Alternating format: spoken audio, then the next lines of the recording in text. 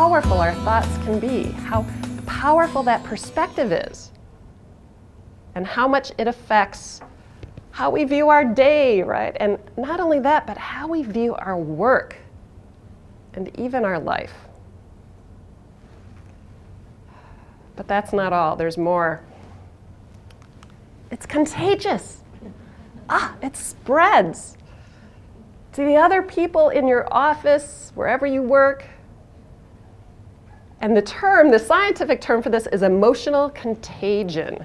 This is something that's been studied for years, and they're now beginning to understand a little bit more about why this works and how this works.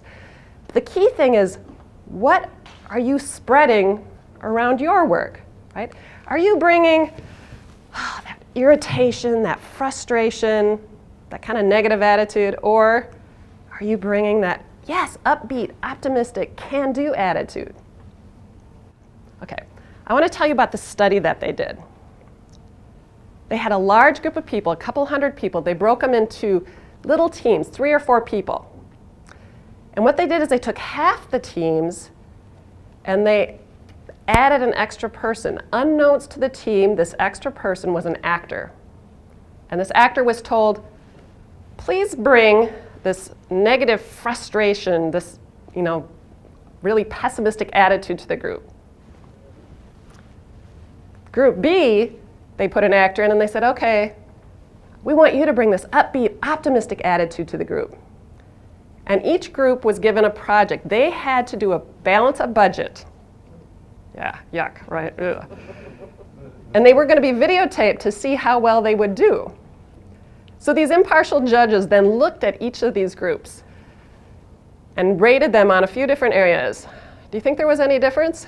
Sure. Yeah. So let me tell you. They found that there was less conflict between people, less interpersonal conflict. They found there was more cooperation between people. And not only that, overall better performance.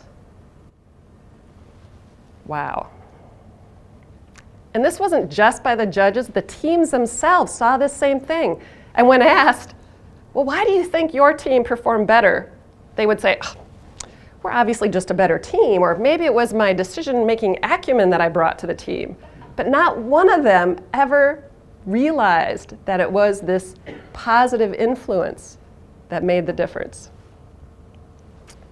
So what's the takeaway here? If you want better performing teams or people around you, if you want more enjoyable work and a better day at your work, all you've got to do is change the way you think. Easy, right? We can all go home now. Yeah.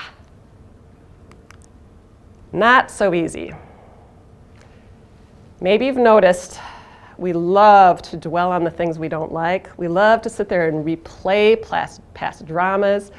It's kind of crazy. And even when things are good, our minds will wander off and find some past stress, some past frustration, and sit there and replay it and get us upset all over again. Wow, why do we do this to ourselves?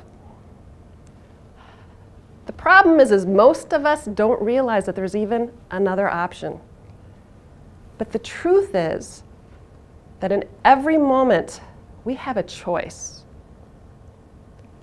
Every moment we can choose what we're going to focus on, what we're going to think about, and how we're going to respond. The challenge is it's not easy. So that's why today I want to share a few strategies and tips with you on how to make that choice easier. Because that is now my new purpose. I reinvented myself, decided, organizations really need this information.